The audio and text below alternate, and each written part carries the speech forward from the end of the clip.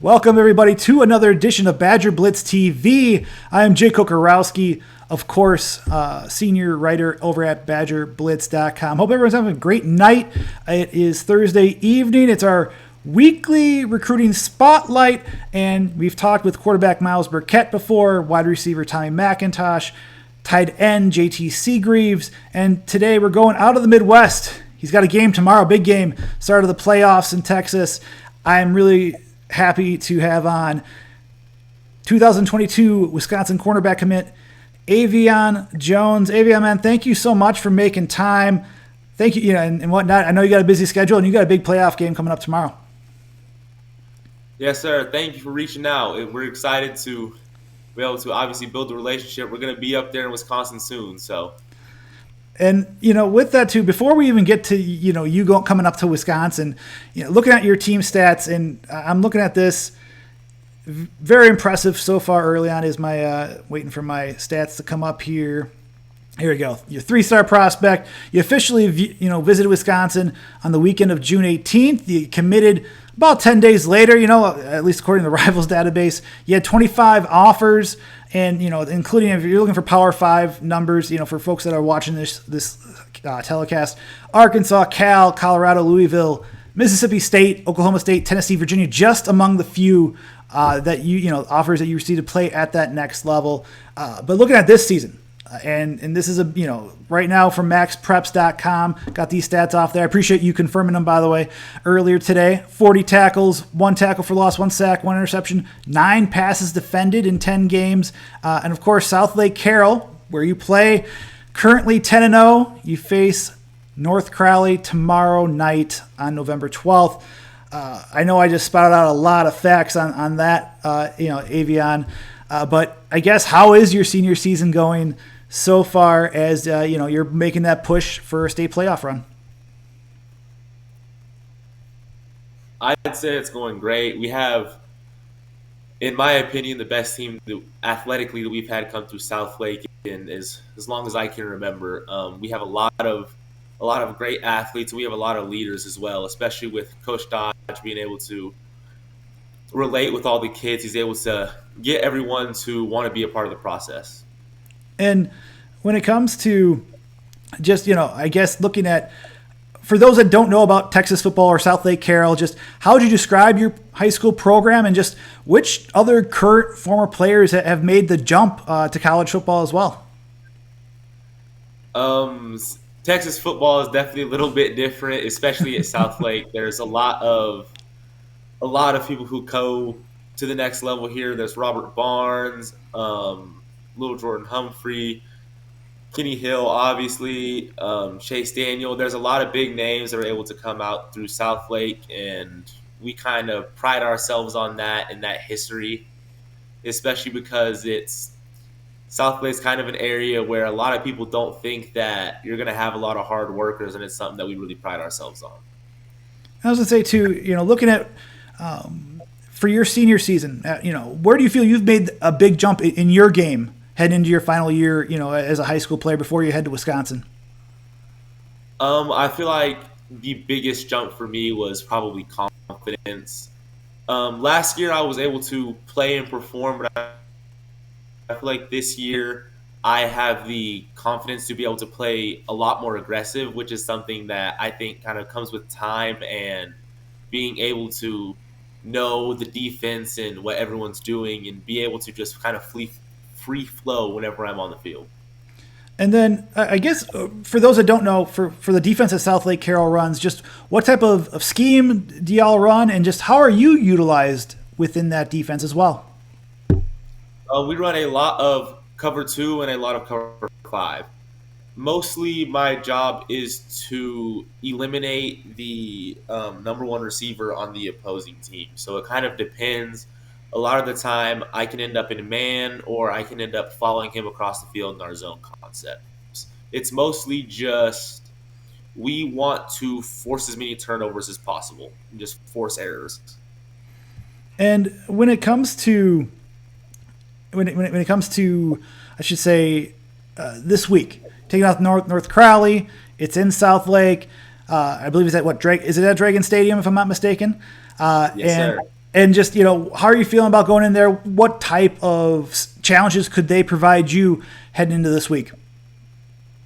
Um, Pretty consistent this season. There's another big receiver. He's about 6'5", as well as they have a pretty solid running back and quarterback who are very athletic. Right now, the biggest game plan is just to make sure we can stop the run, and we feel like if we can make it a game where they're having to get out of their comfort zone and start changing things up and throwing the ball more, then we'll be in good position. Now, of course, being a Texas native like you are, there's one other particular cornerback from the Lone Star State that has made his way to Madison and is having a very solid year. That would be one Caesar Williams. When it comes to, I say when it comes to a lot, so I'll stop that. How long have you known Caesar, for that matter, and how have you built a relationship with him? I've known C since I was going into the 5th grade, I believe. We both worked out with Clay Mack for about as long as I can really remember when I was taking football super serious out in Midlothian. Obviously, I had kind of kept in touch here and there, just seeing how he was, just through Clay and everything. The biggest thing was, I mean, as soon as I posted my Wisconsin offer, he called me. And I don't know if y'all know Caesar like that, but he loves to be out there and make his image known, but he definitely doesn't reach out to a whole lot of people. He kind of likes to keep to himself once he's not right in the moment. And so it was huge for me, especially whenever he felt the need to reach out. He was like, you need to come up here and see it for yourself. And that was huge. And I guess how, you talk about some of the defensive back training. Just, how has that helped you? Besides your what you're doing for Southlake Carroll, but what type of training are you doing outside of that, outside of like the football season, and how has that helped you as well? I personally owe so much to Clay Mack. He's taken care of me since I was a youngin. I was in there 11 years old working out with a bunch of kids in college 2 or 3 times a week so I could try to progress. And I think the biggest thing that he always kind of preached to us is that you have to hold yourself to a higher standard. And so he'd make me redo drills 30, 40 times, and I'm 12 years old. And I'm like, there's no way this is going on right now. But at the end of the day, that man is, I say, the best in the world at what he does. And we'll get into kind of more talking about Wisconsin in just a little bit, and just how they're going to use you within their scheme, or how they're projecting to use you, because it's still early on, right? You're still with obviously a senior in high school, but I know earlier this year you were committed to Oklahoma State before reopening your recruitment. Just in your eyes, just what went into that decision, and how hard was it to move on from the Big 12 program and just look for another college home? Obviously, Big 12 is very close to home. It's a lot of schools that are around here. It was a situation for our family where we just felt like it was best to open up and look at other options as well, because there was still so much time left. I had made a decision very early, and we felt like I may have rushed it, and to be able to just go and explore other options. And then we ended up obviously taking the official to Wisconsin and loved it. And I guess with that too, as a player that's had to, I've had to cover recruiting, that's one area in terms of the COVID-19 pandemic. Just as a recruit, where you've had so much time taken away because of the recruiting dead period, how hard was it to navigate this type of situation where you weren't able to visit schools till for like official visits until the summer? It was very, very different, especially because that's a huge part that goes into your decision making, is being able to meet people face to face and see campuses and everything. And so not having that absolutely makes the situation more difficult. But one of the reasons that Wisconsin actually stood out to me is as soon as Coach Poe was brought onto the staff, he reached out. And, he had no reason to have to do that. He could have just been like, I'm going to go somewhere else and find my own guys. But as soon as he was on the staff, he reached out. And so even though I wasn't able to go on to the campuses super early, you're still able to do virtual visits and talk with those coaches and build those relationships. I was going to ask you, how did the relationship with Wisconsin all start for you? And then what sold you on the Badgers and committing to the program when you did in what was a very busy summer for the Badgers? Before my junior season, I had talked to Coach Leonard a little bit, just on Twitter, just saying what's up or here, this and that. And then a little bit after our season, he had reached out and he offered. And then that's when Caesar reached out. And obviously, Caesar's someone who I look up to like a big brother. And for him to reach out and say that it was something so important, obviously, they were immediately a place I was very interested in. And then just the constant reaching out from Coach Poe, and it wasn't just always about football either. It'd be, hey, how are you? What's going on? I'm just checking in on you, making sure you're good. And that's such a huge part of the process for me because sure, we're going to play football, but at the end of the day, you're still going to be living there and you're going to be seeing those people every day. So you want to make sure that they're genuine. And I guess for when it comes to, also with you joined, almost a dozen, commits now at this point for Wisconsin. Just, I guess, how's the bond and communication grown between you and the other future Badgers in this class to this point? I'd say very well. We all have a group chat. All of the commits do. I talk to Miles and Austin and Kurt all the time. And so that's been huge. Just knowing that even though you are leaving home, that you're not just going into completely uncharted territory. You have people that you've talked to before, and you got friends that you're going to be meeting up down there with. It's huge. And two, I guess how many times are you talking with the Wisconsin staff, for that matter, each week, and just who are you talking with in particular? I probably talk to Coach Poe the most, just because it's not always about, like I was saying before, it's not always about football. And I feel like Wisconsin by far does the best job from the recruiting process, from my standpoint, of being able to find the balance between reaching out and still giving kids their own space, because obviously the recruiting process is hectic. You'll fall asleep early one night and wake up and you got 70 missed texts on your phone. You're like, whoa, what's going on? And so a huge thing for me is that it didn't feel like they had to oversell themselves. They were just real, and it felt like family. And so just being able to, I'll hop on the phone with Coach Poe once or twice a week. And it's just, hey, what's going on? What's your game plan? I'll talk to them about their game plan, kind of what we ran through at practice this week, and just kind of keeping open communication and just different things, talking football, but then also just talking about, oh, we just had homecoming. How was that? And that's huge. For that matter, you mentioned like the blow up of text messages or DMs or whatnot for you. Do you still get a lot of that at the moment as a Division I commit? And are there still schools trying to flip you or just gauge interest at all? Absolutely. Every day still. I still get text or DMs or calls from colleges kind of trying to figure out where I am and if I'd be willing to make a flip. It's recruiting does not stop until you sign that piece of paper. Is it okay me asking just which schools are looking into you, or trying to gauge that interest, or no worries if you don't want to? Lots. It's hard to, I wouldn't even specifically say a school. That's not like it's just been a dead period. There's constantly schools reaching out. So it's hard to really put out specific names. Not a problem. I was going to say, you've talked to Coach Leonard, you talked to Coach, Hank Poteet. How are they telling you they want to use you within their scheme, and just how they envision you once you get to Madison?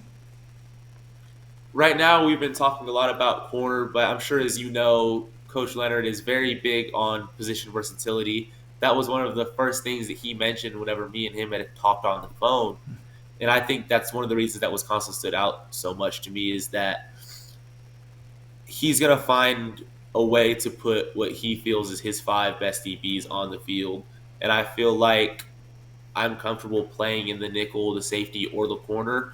And right now, Coach Poe wants me at corner, but who knows? I could get up there, and in 2 months, I could be playing nickel, and wherever they want to put me, I'm excited about. I just play DB. I guess for that matter too, just how do you? Is there I guess before I get into the quick hitters for you, is there a position like that you on the defense in terms of the defensive backfield that you feel most comfortable with right now? I don't know if I'd say that there is. Even at Southlake right now, I do a lot of moving around. Especially, I've always had to play up when I was younger, playing with a lot of older kids. And so you're not going to go get put on an island. I'm in my 8th grade playing against kids who are 19. So I worked at a lot of the nickel stuff. And then even in the playoffs last year at Southlake, you can see I'm in a lot of safety situations. And so I feel very comfortable in the secondary. I wouldn't say that there's any place that I feel like out of place there. All right, before we get to the quick hitters, last question for you, recruiting wise.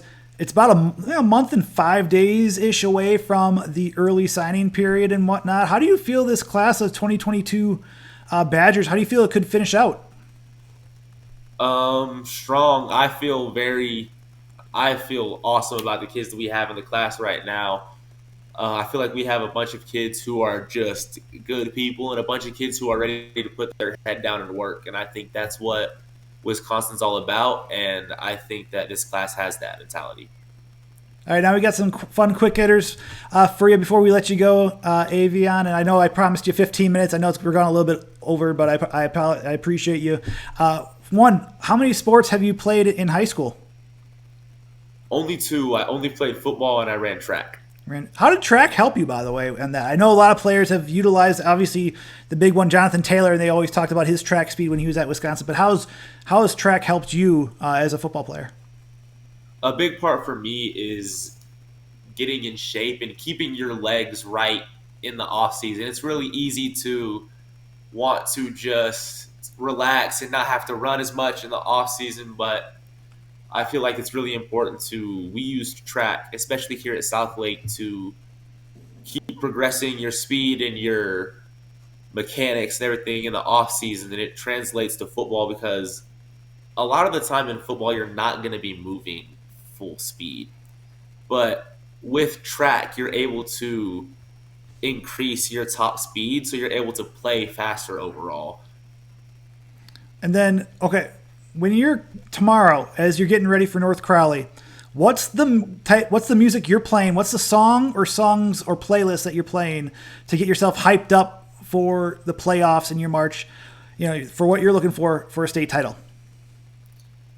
The 2 songs that I always play right before are "Text" by Chief Keef and then "Hold Me Back" by Rick Ross. So those are probably my go-tos. For that, going back to the group chat talk, who is the funniest 2022 commit right now in that group chat? Ooh. It's either between Miles or Kurt, and I don't know which one. Probably Kurt. He's mad funny. You're talking about Curtis Neal, right? Hilarious. Yeah. Yes, Gotcha. I was to say with that too. Last question for your 2-putter. So maybe last 2 questions. Are you planning on signing during the early signing period next month? And then on top of that, are you planning on coming in January for the program, or are you looking to come to Madison during the summer? Yes and yes. I do plan on signing, and I do plan on graduating early. It's kind of been a journey we've been working on for a long time, even since I was in the 7th and 8th grade taking summer school classes. So I'd be able to do this if I had the opportunity to. Avyonne, I I appreciate you so much for coming on this show as we're trying to build this out. We appreciate you making time right after practice. I know that you just got done with practice, so I very much appreciate all that, and just looking forward to seeing you when you get to Madison as we begin to cover you when spring ball starts up, and just have a wonderful rest of the season. We'll see you in just a few months now. Yes, sir. Thank you. Have a good night. Folks, that was Avyonne Jones, of course, 2022 defensive back commit for Wisconsin. Really appreciate his time. And folks, this is what you can do too. Make sure you hit the subscribe button, the thumbs up buttons on the bottom. I know y'all are probably watching on your screens, on your phones or whatnot. Hit the like button, hit the subscribe button, helps us out. Follow us on Twitter at Badger_Blitz, at me at JCoco, and then of course search Facebook. Go search Wisconsin Badgers on BadgerBlitz.com. So everyone have a great week. We still got more coming up on Friday. Beat Writer Q&A with Wildcat Report. We'll see you then. Have a great night.